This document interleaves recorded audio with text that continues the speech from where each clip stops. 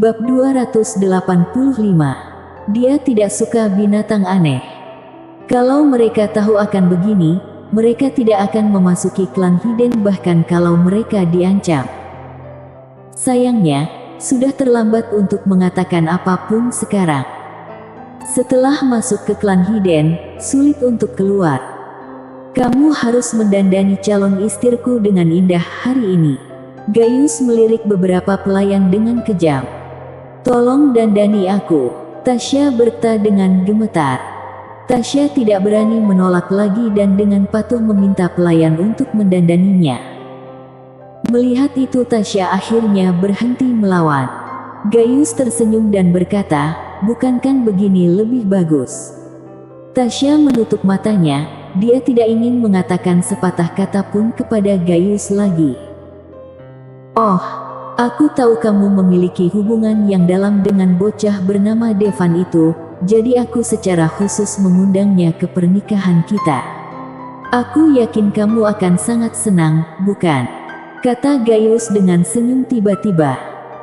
Setelah mendengar kata-kata Gaius, Tasya langsung membuka matanya.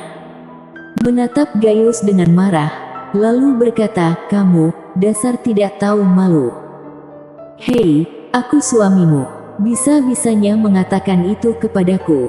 Selain itu, apa kamu tidak ingin bertemu dengan mantan kekasihmu lagi? Gaius memasang tampang jahat. Ternyata, sejak Gaius sudah tidak bisa apa-apa lagi. Kepribadian juga telah mengalami perubahan.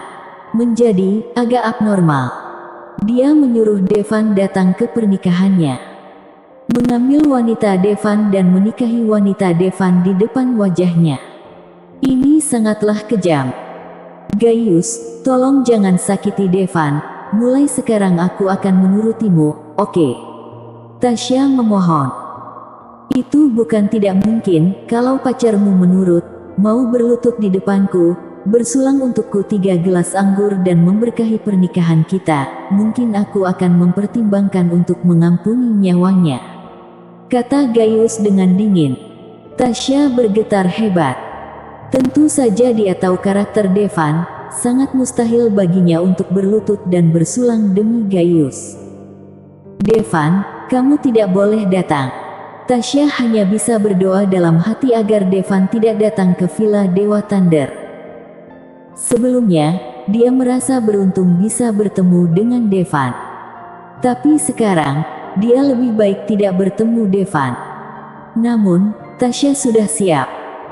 Kalau pada saat itu Devan benar-benar datang dan dibunuh oleh klan Hiden, maka dia juga akan ikut mati untuk Devan.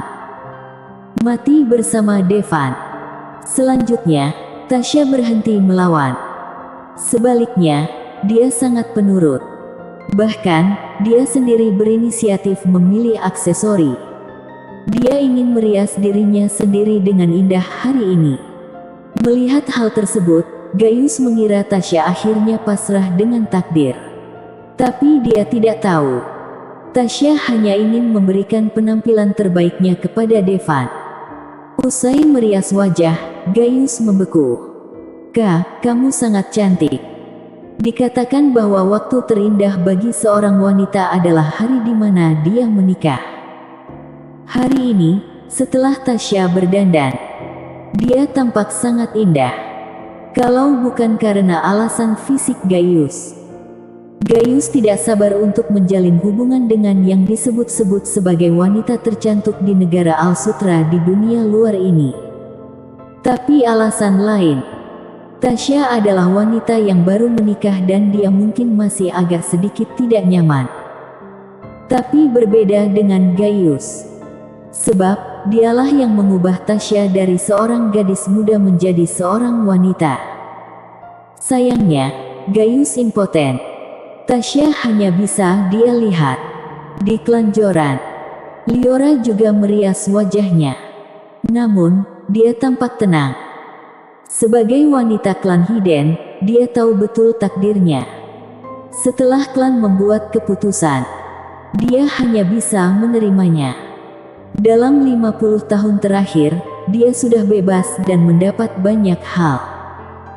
Bahkan, dia sudah menduga bahwa hari seperti ini akan datang.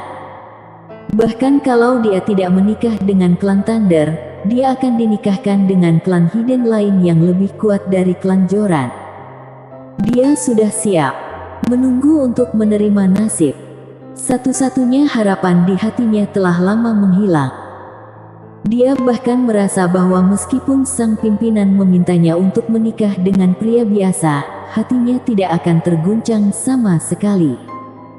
Tapi hari ini, hatinya tidak damai sama sekali. Selalu ada dua wajah di benaknya. Yang satu kabur dan yang satu jelas. Lambat laun, wajah buram itu digantikan oleh wajah yang jelas.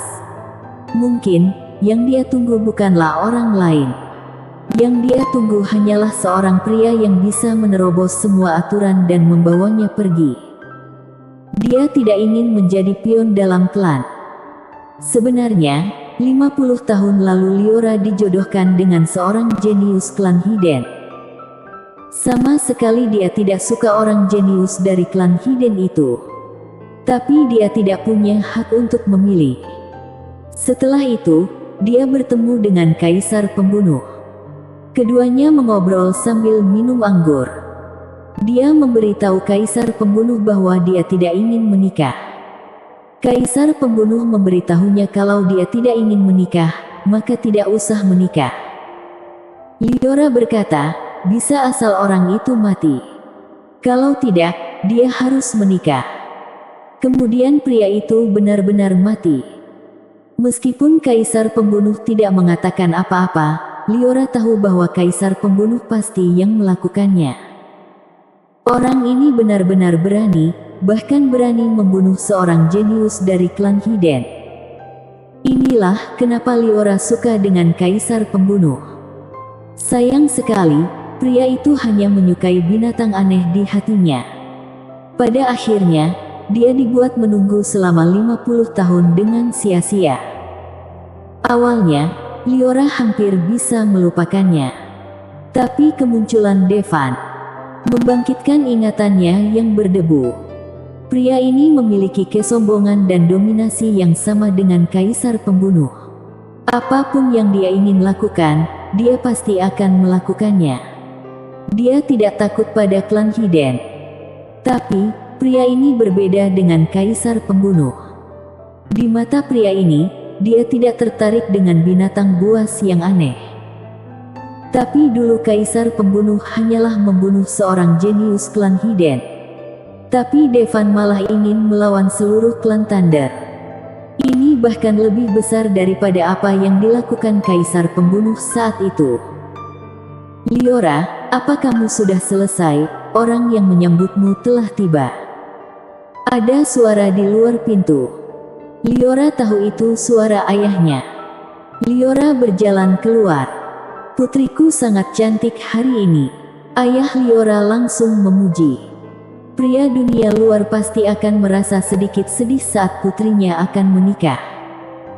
Tapi ayah Liora sama sekali tidak sedih. Karena Liora menikahi klan Thunder berarti kedua klan itu akan punya hubungan baik.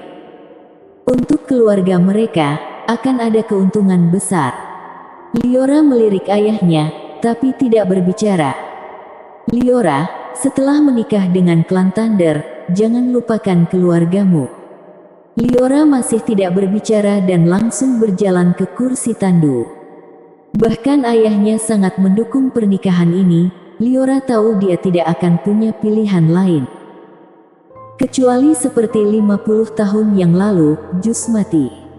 Akhirnya, pernikahan dimulai. Ini pernikahan Tasya dan Gaius.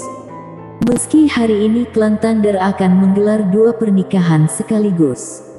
Namun waktu pernikahan keduanya tidak tepat bersamaan. Lagi pula, pernikahan Tasya sama sekali tidak bisa dibandingkan dengan pernikahan Liora dan pimpinan. Jadi, Gaius harus menyelesaikan pernikahan dengan Tasya dulu. Kemudian, dia harus membawa Tasya untuk menghadiri pernikahan pimpinannya. Bersambung. Bab 286. Arsaya menerobos ke Supreme. Tak banyak tamu yang datang ke pernikahan Gaius. Hanya ada beberapa ratus orang di sana. Pertama-tama, menikahi wanita dunia luar bukanlah hal penting di klan Hiden. Kedua, semua tamu lainnya pergi untuk mempersiapkan pernikahan pimpinan. Karena itu, pernikahan ini tampak sangat sepi. Tempat diadakannya juga merupakan tempat yang relatif jauh di Villa Dewa Thunder yang besar. Seluruh Villa Dewa Thunder sangat luas. Pada dasarnya, sebanding dengan sebuah kota. Populasinya sebanyak puluhan ribu. Karenanya, pernikahan yang hanya dihadiri ratusan orang ini memang terkesan sepi. Oke, kedua mempelai dipersilakan ke atas panggung, kata pembawa acara. Dia mempersiapkan semuanya dengan cepat dan sederhana. Meski berdiri di atas panggung, Tasya sering memandang keluar pintu. Sepertinya, menunggu sesuatu. Tidak usah dicari-cari, anak itu pasti tidak berani datang. Gaius juga melirik keluar pintu dan berkata dengan nada menghina. Meski dia memberi Devan undangan. Tapi mana mungkin Devan berani datang. Ini adalah Gunung Dewa Thunder. Ini adalah tempat berkumpulnya klan Thunder. Orang klan Thunder tinggal di sini. Dan hampir 90% Master klan Thunder berada di Gunung Dewa Thunder. Kalau Devan berani datang, dia pasti akan mati. Dia bahkan mungkin tidak bisa berjalan sampai ke tempat ini. Melihat keluar pintu, lama tidak ada yang muncul, Tasya merasa sedih sekaligus lega. Untungnya, Devan tidak datang untuk mati. Sedihnya, dia tidak bisa melihat Devan untuk terakhir kalinya. Sebab, dia sudah memutuskan untuk bunuh diri saat menikah dengan Gaius. Dia tidak akan pernah menikah dengan Gaius. Lalu tentang apa Gaius akan mengambil tindakan terhadap keluarga lain? Tasya tidak akan peduli karena dia sudah mati. Demikian. Akhirnya, ketika pembawa acara mengumumkan bahwa pernikahan keduanya telah selesai, pisau di tangan Tasya juga sudah siap. Tiba-tiba sebuah suara terdengar. Tunggu sebentar. Kemudian, 3 sosok berjalan perlahan ke venue. Devan akhirnya datang.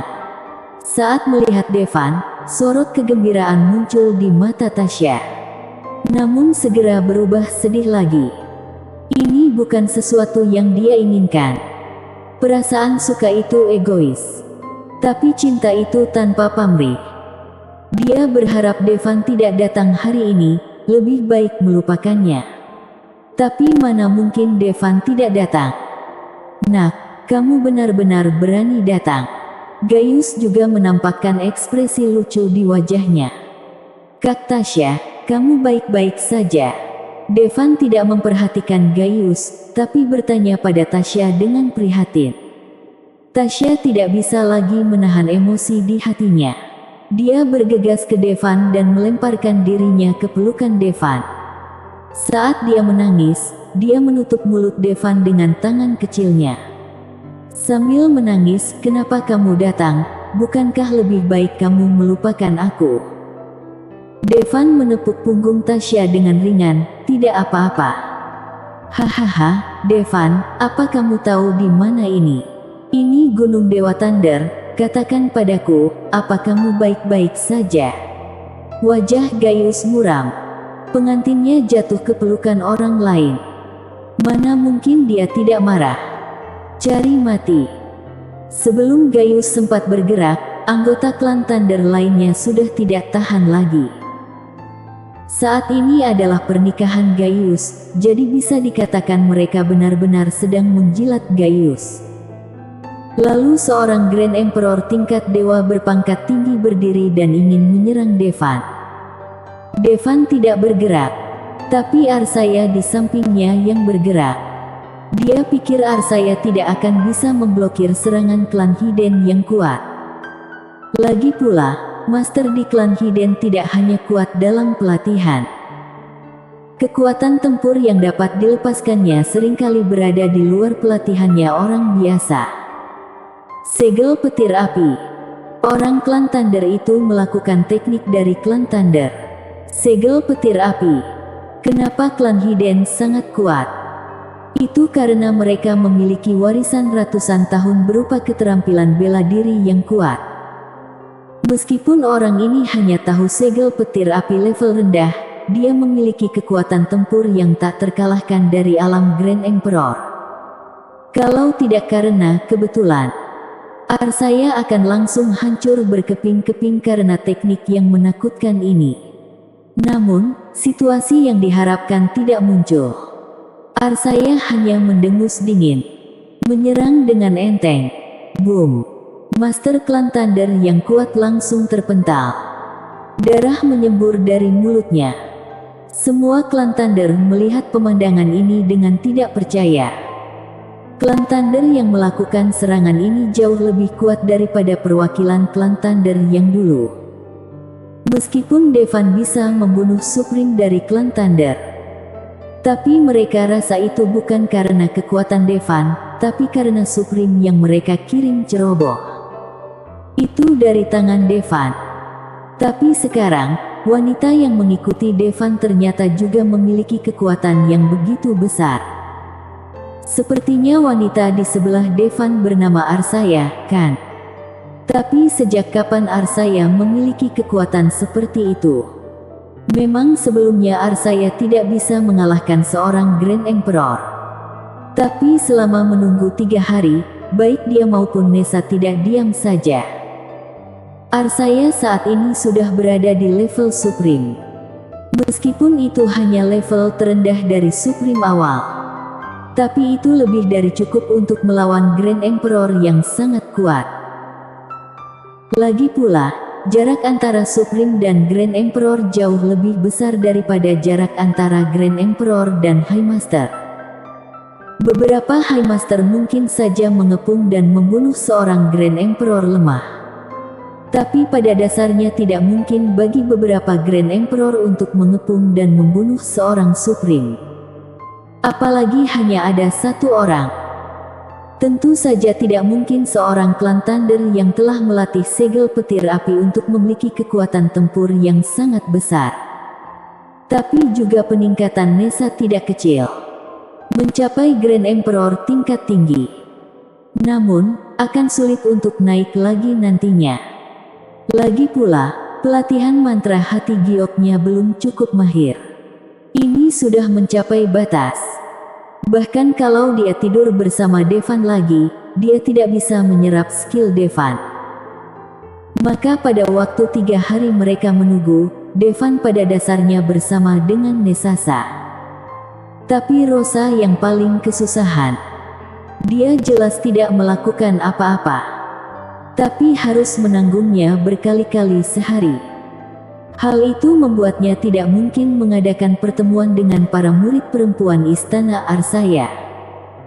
Nessa, apa kamu tidak bisa menahan diri? Rosa merosot dari kursi sambil mengutuk. Tapi ada ekspresi bahagia di wajahnya.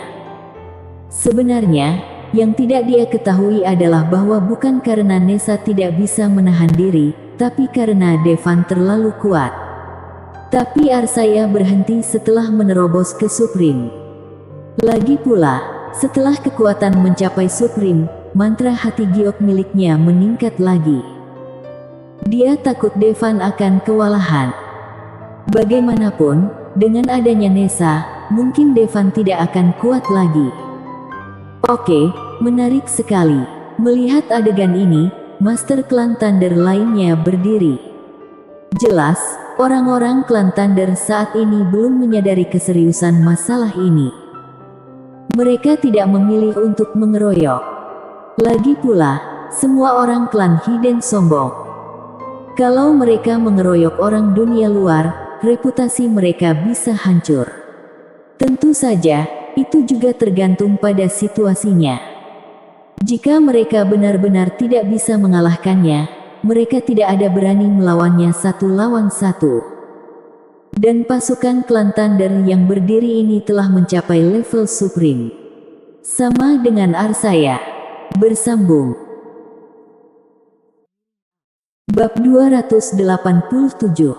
Membunuh Master Supreme seketika. Aura menakutkan terpancar dari tubuh Supreme tingkat rendah itu. Sekarang, segera berlutut lalu potong tangan dan kakimu, mungkin kami bisa mengampunimu, kata Ayla dengan bangga. Sebagai seorang petarung perempuan, ia tidak merasa Arsaya adalah lawannya. Sebab, klan Hiden yang kuat pada dasarnya tak terkalahkan di level yang sama. Kalau mau bertarung, ayo tarung, kenapa banyak omong? Arsaya mendengus pelan. Dia tidak pernah bermimpi bahwa suatu hari, dia akan secara terbuka menantang klan Hiden. Harus dikatakan, perasaan ini sangat luar biasa. Tidak peduli seberapa kuat pasukan di dunia ini, mereka akan selalu kewalahan melawan klan Hiden. Ayla menggelengkan kepalanya dan tiba-tiba berkata, kalau begitu kamu akan merasakan dihancurkan oleh kekuatanku. 9 segel Thunder, segel keempat. Menggunakan segel Thunder 9 lapis yang sama, kekuatan yang dipancarkan benar-benar berbeda jauh. Terlebih lagi, segel Thunder 9 lapis Ayla telah dikembangkan ke tingkat keempat. Arsaya, jangan gegabah, gunakan teknik bela dirimu. Melihat ini, Devan berkata dengan suara yang dalam. Jelas, dia merasakan kengerian dari segel keempat ini. Seni bela diri yang dilakukan oleh para master sangat menakutkan. Kalau Arsaya terkena serangan, dia mungkin akan terluka parah. Bagaimanapun, itu adalah warisan klan Hiden yang diturunkan selama ribuan tahun. Arsaya pasti sangat mempercayai Devan. Segera juga teknik bela diri dia keluarkan. Tampak tangannya yang cantik melambai ringan di depannya beberapa kali, sepertinya dia tidak akan menunjukkan keterampilan bela diri yang kuat. Di sisi lain, Ayla, pada saat ini, sekujur tubuhnya menjalar sengatan listrik. Saat telapak tangannya meledak, segera membawa momentum petir. Kekuatan ini pasti 10 kali lebih kuat dari Master Clan Thunder sebelumnya. Telapak semesta, teriak Arsaya. Telapak semesta bukanlah keterampilan bela diri Arsaya, tapi diajarkan oleh Devan. Butuh beberapa hari, bahkan masih belum membuat dia mahir melemparkannya. Meskipun dia tidak tahu kekuatan telapak semesta ini, dia bisa merasakan bahwa itu pasti bukan keterampilan bela diri biasa. Tapi di mata musuhnya, telapak semesta jauh di bawah segel Thunder 9 lapisan dalam hal momentum dan gerakan. Mereka menyaksikan adegan ini dengan tak peduli. Tampaknya mereka yakin Arsaya akan hancur oleh 9 lapisan guntur. Akhirnya, kedua telapak tangan itu beradu. Ada ledakan keras. Gelombang udara besar merobohkan meja, kursi dan bangku dalam jarak puluhan meter. Kaca jendela di aula juga pecah dalam sekejap. Bahkan para Master Supreme tidak ada kaitannya dengan gelombang ini. Gerakan semacam ini sama sekali tidak disebabkan oleh energi yang meluap dari serangan keduanya. Itu hanya disebabkan oleh udara yang bergerak ketika kedua telapak tangan saling bertabrakan. Ini mengerikan. Banyak Master Clan Thunder yang dibutakan oleh angin kencang. Dan Devan hanya mengulurkan tangannya untuk melindungi tubuh Tasya dan gelombang udara yang menakutkan hanya sedikit meniup rambut dan gaun pengantin Tasya. Tunggu sampai asapnya hilang. Arsaya dan Ayla muncul kembali. Saat ini, keduanya masih berdiri di sana dengan telapak tangan bersatu. Tidak jelas siapa yang lebih unggul di antara keduanya.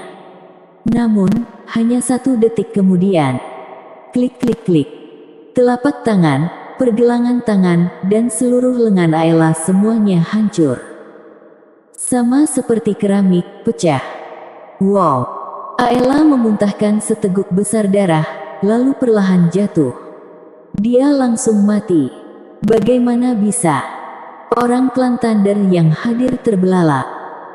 Mereka tidak pernah membayangkan bahwa seni bela diri klan Thunder, yang sama-sama seorang Master Supreme tingkat awal, tidak bisa mengalahkan lawannya. Dan itu benar-benar kekalahan telak.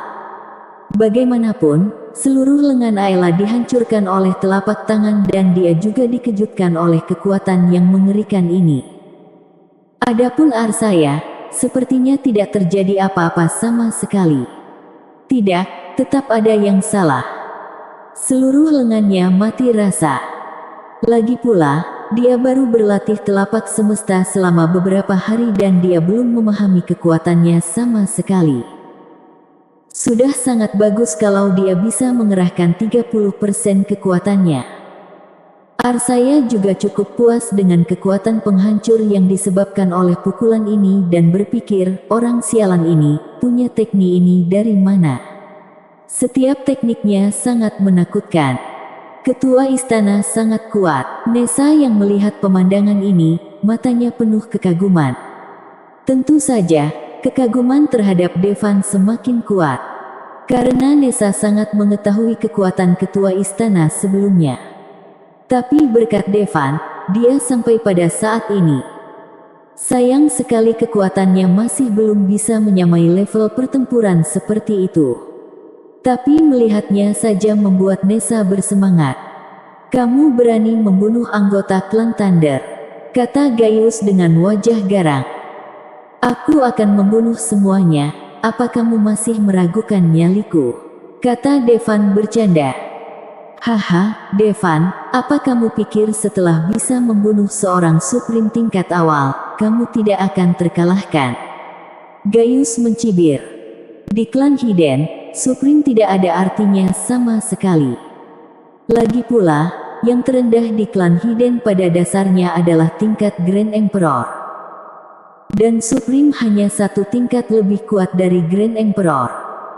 Kalau orang di luar sana melihat ini, mereka pasti akan mati karena marah. Sebab, di dunia luar, hanya ada beberapa Supreme yang jadi petinggi di istana. Dan dibanding prajurit biasa, mereka seperti langit dan bumi. Hanya ada 5 orang di seluruh istana. Tapi, dari klan Thunder yang tidak terlalu kuat, ada banyak Master Supreme di antaranya. Devan membuat perkiraan kasar dan di antara 100 orang saja, ada lebih dari selusin Supreme. Seperti tidak ada artinya. Maaf, aku mungkin bukan tak terkalahkan, tapi aku sendiri lebih dari cukup untuk memusnahkan klan Thunder, kata Devan enteng. Nak, jangan pikir setelah kamu beruntung bisa membunuh seorang Master klan Hiden, kamu bisa bertindak seenaknya. Pada saat ini, seorang Master Supreme tingkat sedang berkata dengan dingin. Namun, baru saja dia selesai berbicara, tubuh Devan muncul di hadapannya. Devan menamparnya langsung di kepala. Ini adalah metode serangan paling sederhana tanpa menggunakan seni bela diri apapun. Master Supreme ini bahkan tidak bereaksi saat kepalanya dihancurkan oleh Devan. Apa kamu bilang? Aku tidak dengar. Oh, kamu tidak bisa mengatakan apa-apa sekarang. Devan memandangi mayat tanpa kepala di depannya dan mencibir. Adegan ini kembali mengejutkan semua orang. Jelas, mereka sangat meremehkan Devan. Mereka kira Devan mampu membunuh Master Supreme yang dikirim oleh klan Thunder karena keberuntungan semata, atau Supreme klan Thunder itu ceroboh. Tapi sekarang mereka tahu, bukan Supreme klan Thunder yang ceroboh. Tapi Devan terlalu kuat. Devan bisa langsung membunuh Supreme itu.